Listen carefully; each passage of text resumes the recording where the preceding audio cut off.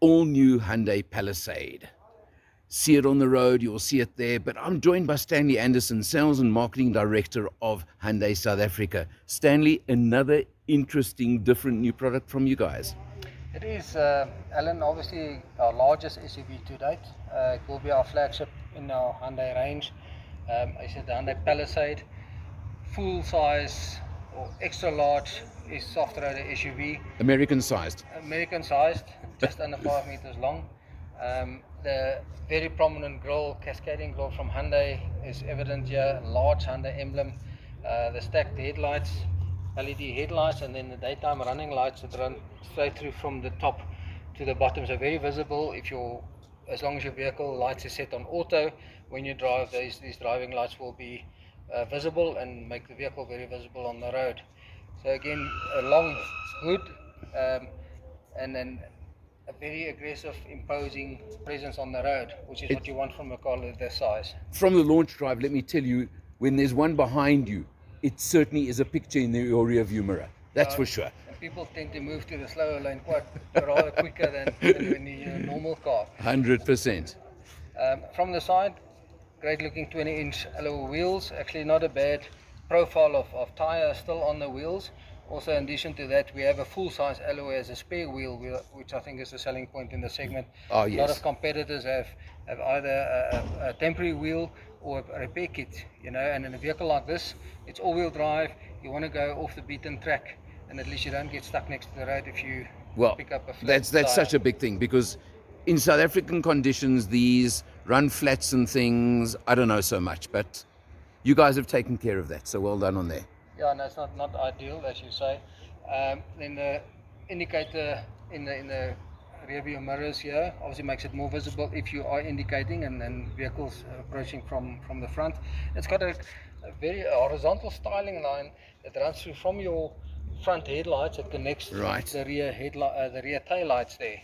So all the way across, yeah. Also accentuating, I think, just the length of this car. Chrome surrounds around the side windows, and then roof rails if you would need to put anything on the roof with this the baggage space and size of this vehicle. Not sure you're going to use roof rails too often. Are they rated to carry some weight? They are. I think it's 100 kilograms. Okay. There are too many of them around these days that they have them and then they say no, don't put any weight on here. Yeah, I think a lot of those are loose. They're not like fixed to the roof here. Right. Obviously these are sturdier and can take some weight. Okay, let's swing around to the rear of the vehicle here. So the rear tail lights, interestingly, also a stacked design, similar to your front headlights. So it matches the front headlights. Your rear window or rear glass here has got a wraparound shape, and if you look from behind, it accentuates the width of this vehicle. This is the only Hyundai model that's got the naming across the rear tailgate here. Okay. Palisade written. Maybe it was too long to fit in here, I'm not quite sure, but it just gives it the presence on the road as well, and when you're behind this vehicle, you know it's a Palisade in front of you. For sure. It also features the smart tailgate. Right, let's see that. So if you stand behind the vehicle and the key's in your pocket, it will beep 3 times and open automatically. So if you stuck with bags or anything in your hands, you don't have to put them on the floor to open the tailgate. Okay, let's call it the boot area to start with. Yeah, so this is if your third row seats are folded down. Right. Great Luggage space. Quite a convenient feature is the storage space for your tonneau cover. So if your third row is up, you can just store it away. You don't have to put it loose in the vehicle or in the boot. So obviously this goes into your slots there, and you can close up like that, yeah. The boot space, and you have luggage or any goods underneath here. It's not visible from outside the vehicle, but for now let's put it back. Okay. Put the third row of seats up. Right. But I wish more people would have thought of putting this away, because it's the bane of my life when I drop the rear seats on many SUVs. Yeah, you don't know where to put this thing. Yeah. And the fact that it actually fits is brilliant. Now, Hyundai is always a step or two ahead of our competitors. Yeah. Alan, you should know that by now. So if you want to pull up your third row, you can do it pull from the rear. there. Okay. There And we go. you've still got a fair amount of boot space at the back here, again, compared to many others. Yeah, so those carry-on sort of bags that you have for the plane Right. fit upright in here. You can adjust the rear, the angle of the backrest of your third row as well. Okay. So if you're inside, you can go a bit forward if you need more luggage space. But it's definitely quite a convenient shopping, anything. I think more than enough space for that. Absolutely so. And then, of course, you've got the button just to close the tailgate. The electronic tailgate. Right. Fantastic. Stan, we're going to now take a look on the inside. So let's just do that now. Stan, let's take a look at the accommodation in the rear seats now, the middle and rear rows. First of all, you've got these very long back doors. You can see the length. So when you open them, you've got proper space Right. to get in and out of the vehicle. This is the 7-seater, but the slide and fold forward and slide easy entry works both. Right. Work the same on both. You just, if you want to get into the third row, you just press there. That button, and it slides and folds automatically in one move. And now you're going to climb in for me. Not bad at all, right? Yeah, and then you can pull it back. Yeah. And you know, as I said earlier, you can adjust the backrest here. Yeah. But I'm sort of 1.73 meters on the old days, 5'8", and I could sit here comfortably for a number of kilometers, no issues. Yeah, well, what's good to see is that you've got more than enough headroom. Yeah, definitely. Which is important. And the roof is stepped a little bit. We'll talk about that just now because the panoramic roofs, etc. But you've also got plenty of legroom here, which is important. Yes, I mean, you could sit comfortably in the second row, maybe push Correct, it back slightly. But definitely in terms of comfortable passenger space, and if you think about it, this row will mostly be used by kids. Correct, yes. Not often adults going to sit here, but if you wanted to, you could fit 2 adults in here. Right. And then very importantly, I'm just moving the camera, is there are aircon vents above you. Yes. For the third row. It's got a separate aircon controls for the rear, and these aircon vents in the roof, instead of having them on the side, the cool air comes down from the top, and it cools down this cabin very quickly and very efficiently. And you can set the temperature yourself from the second row. From the middle, yeah. So okay, so controls there. Well, that's important as well. And then just while I'm showing here quickly, I'll just show this while you're talking about it. Very importantly, if I'm not mistaken, there are some USB ports in the back there as well, aren't there? Yeah, they're right in the side of the vehicle. They're both in the rear. For the third row. Right. For your second row, you have them on the side of the front seats. Oh, that's an unusual placing for them. Yeah, so I think instead of on this console in the middle. And then you know, you plug it in there, whether it's a tablet or a phone. You can put the tablet in the seat back pocket. Then it's out the way. If you're not using it, you're just waiting for it to charge. So I think a very comfortable passenger space for road trips. Absolutely. Look, it's a large vehicle, but it makes good use of the space. Okay, we're going to jump in behind the wheel in a minute and look at a lot of the features and things like that. Let's do that. We seem to be experiencing a bit of a Palisade traffic jam over here. There's a line of us all about to hit this dirt. Well, we've just gone onto the dirt section, and we're going to see what exactly the all-wheel drive system, how good it is on a dirt road.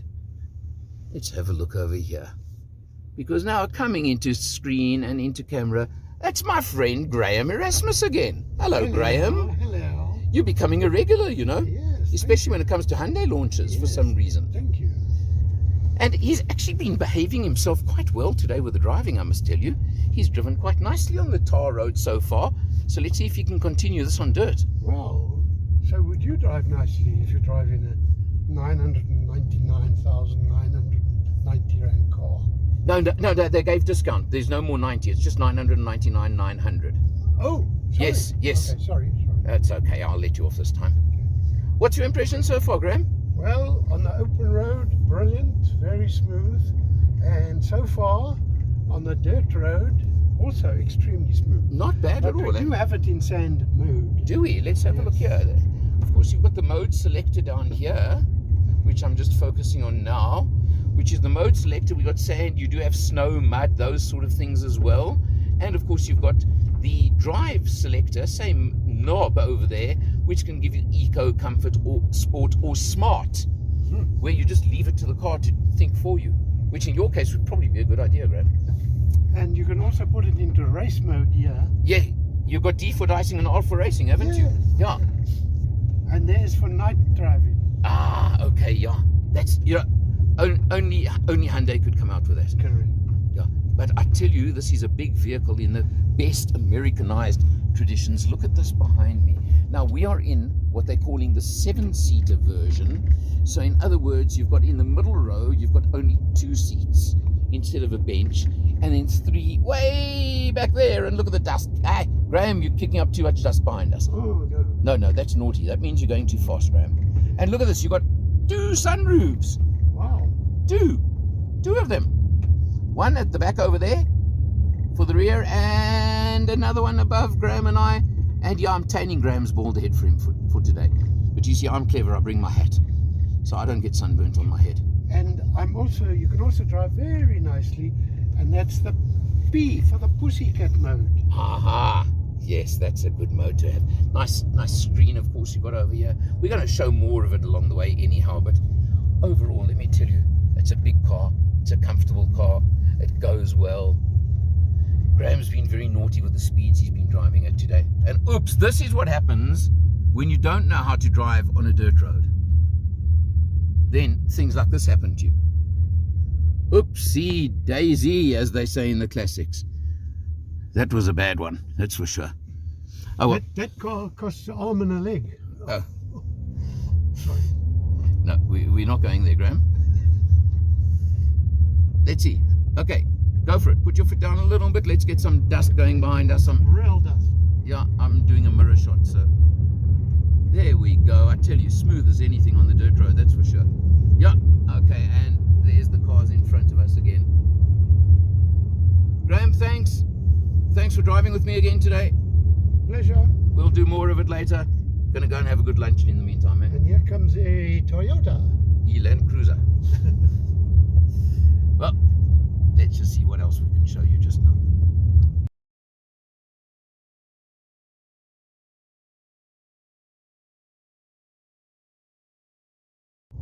Well, taking over the driving now from Graham because I had enough of his driving and decided I'd rather feel a bit safer. But one thing's for sure, the 142 kilowatts, 440 Newton meters, it certainly is enough power even for a massive vehicle like this.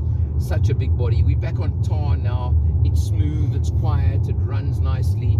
The air suspension, the self-leveling air suspension at the rear keeps the car planted nicely. Whether it's on tar, whether it's on gravel, doesn't make any difference. And I'm sitting at 120 now at the speed limit. You can see Graham's driving, we average 7.2 litres per 100 kilometers. Let's see what I can do. But that's pretty exceptional for such a big vehicle anyway, for varied driving. We had it down to about 6.5 at one stage. But obviously, befitting a vehicle at this price level at R1 million, first R1 million Hyundai with 100 Rand change, but anyway, but befitting the vehicle, let me tell you, it's got everything you want, every luxury, every other thing you would like. The all-wheel drive system, that obviously is a smart system that can apportion drive to the various front rear wheels as it needs, as it wants. But really, this is a cruiser par excellence. I reckon I would take this down to Durban, to Cape Town every single day of the week. And what about Kabaga? No, you go there. I don't need to go to that place because I couldn't pronounce it. And Sorry, I've just cleared my throat. I don't like going to places I can't pronounce, sorry. Okay. But wherever you want to go, the point being, with some feathering of the throttle, you can probably make 1,000 kilometers on a tank, and that's quite exceptional. Beautiful fit, finish, the whole interior, really, really nice. We'll do, obviously, the whole inside, outside of the vehicle a little bit later on. Okay, Stan, well, we've seen around the outside of the vehicle, and we've seen what it's like for the passengers, or what I always call the cheap seats, but for a reason, if you're back there. Business class, doesn't matter where you sit. Well, hang on. No, This is first class. And that's The middle one is business, and that's economy at the back. Okay, are you happy with that? Okay, but no, I'm playing around a bit. Stan, let's talk first on the engine and powertrain we've got here. So we have the R-Type 2.2 diesel engine. It's a tried and tested engine we've had in the Santa Fe for a number of years. It's mated with a 8-speed auto. Great combination between engine and transmission. Torque and power delivery is brilliant. The fuel consumption on this car, for the size of it, people just can't believe it. I mean, I've got as low as below 7 liters per 100 on the long road. Our claim figure is 8.2 liters per 100, and that's very achievable in day-to-day driving. That's brilliant for a big car. I can tell you that on the drive, I got it down to showing 6.2 at one stage, Yeah. and got to Paris, our stop on the drive, I think under 7. Yeah. So again, you got the combination of power and economy and comfort in a very large vehicle. And let's not forget, it is a permanent all-wheel drive. It is. So it depends on what drive mode you're in. Right. Do you want to show us the drive modes here now? That you set here, so you can either have smart, sport, eco, or comfort. So eco is the one you'll use when you're just driving long roads and you're looking for good fuel economy. The 99% of the drive will go through the front wheels. Sport is when you want to accelerate quicker, maybe overtake when you're on a longer journey, take off quicker from a stop or a traffic light. So the gear changes are quicker, the revs climb quicker. And then smart is, as it says, smart, so it adapts to your driving style. Right. After 3 or 4 trips that you've done as a driver, it will adapt to your style and regulate the power delivery as per your the way you drive. Right. So that's it gives you the options of different ways to drive. Right. But then you've got terrain as well. Yeah. So terrain, that's if you go off the beaten track, or maybe you on on like slippery roads. Just see rain season is coming, and you could probably use mud while you. If the tar roads become very slippery, right? Because that also controls the power delivery to the different wheels and the acceleration and the changing of gears depending on the terrain. So you have snow, mud, and sand. And from experience with the Santa Fe, which has basically the same drivetrain, I mean this vehicle is brilliant in sand. If you wanted to go to Mozambique, you could drive in the sand, no issues. Obviously your tire pressures just drop that a bit. You could go up Sunny Pass now with some snow in the parts of our country. Correct. It's a feature. When you buy a vehicle like this, you think, when I'm going to use snow. But I saw a week or two ago the Cape Townians were all going up to Ceres and then playing in the snow. So I'm sure there could be a time when you can use it. Okay, let's stay on the center console while we're here, just because we're here. Of course, you've got the push button transmission as the Santa Fe as well. Yeah, shift by wire transmission. So it's basically drive, neutral, reverse, and park. So very straightforward, very simple, but it really works. And then a very important one over here on the side, your hill descent control. Yes, when you parked on a steep decline, right? Obviously that will brake the vehicle so it doesn't run away with you. The auto hold is also an interesting feature. This is if you press it and it's engaged, you stop at a traffic light at an incline, it won't run back. It stands dead still. Doesn't matter where you stand actually. You can stop, auto hold's engaged. You can let go of the brake pedal, it won't go anywhere. And as soon as you accelerate, auto hold disengages. That's amazing and works so well. And you've got heating and cooling for front seats, etc. Yeah, the luxury touches are here, which is also important. And now standard on both models of Palisade, you've got, of course, a sunroof over here above the driver's compartment, can I call it? Yes. Auto sunroof, as you can see. It's a smaller one here. It's an interesting what you guys have done. And then you've got a much bigger one at the back. And there you go with the back one. Yeah. So you've got the double. Yes, so you can double sunroof, and you can either have like just the cover part open for more light, or you can open the sunroof and get more air as well. Air. Yeah. So that is really nice from a vehicle of the sort. You've seen, I've shown the leather throughout. We're talking top quality finishes, cruise control, all those kind of features. Safety features, Stan, let's just talk safety for a moment. It's so important on a bigger family vehicle. Yeah, obviously your standard, in this class, or even in your smaller segments, things like ABS, dual airbags is a given. Here you've got 6 airbags Right. for obviously front and rear passengers. Some of the active safety features is your blind spot detection. So that if you're driving and you want to change lanes and you indicate, it will give you a audible warning if there's a vehicle in your blind spot, Right. so to prevent a collision. With the blind spot detection also comes the rear cross traffic alert. Okay. If parked in the parking, this is a large vehicle, you might have a large vehicle next to you as well. You can't see what's coming your way, but you can pull out slowly or reverse slowly, and it will give you a warning if anything approaches from the side, whether it's a pedestrian, a cyclist, or a motor vehicle. It also has the safe exit assist. The mother-in-law, and you've also got the mother-in-law warning, haven't you? Yeah, that's the one. Check your rear seats. Yeah. So if you do stop, and there's something in your rear seat, whether it's your bag or your a pet, a dog could be lying on it, or like you said, your mother-in-law, it will say check rear seats, and then you can decide if you want to let the mother-in-law out. Yeah. But that just gives you a warning, I think.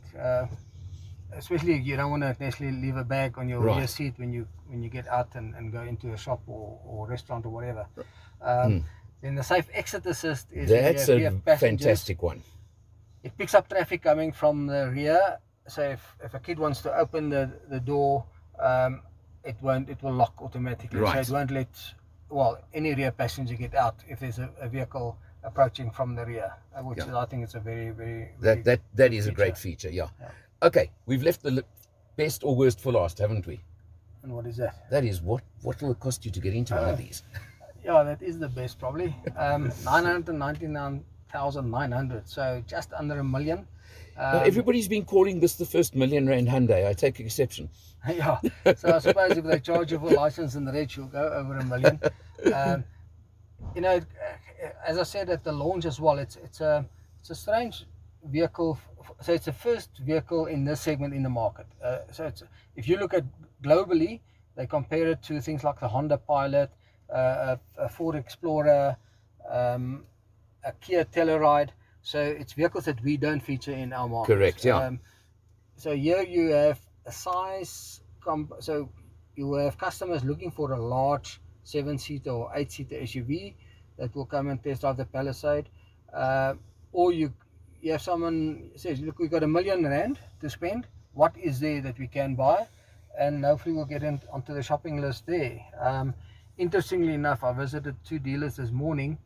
So on the vehicles that were traded in, there were 2 X5s, there was a Range Rover, there was a Lexus NX 300. Okay. So we're getting, good news is that we're getting some of the customers, if you call them premium brands, to come and obviously look at the Palisade and buy it. And then there's also Santa Fe customers that just wants to upgrade into a larger vehicle. And then the last category of customers, I would assume, would be your H1 driver maybe, or combi, that kind of customer. Yeah, so your Caravelle comes in a 4Motion, which is their all-wheel drive 7-seater.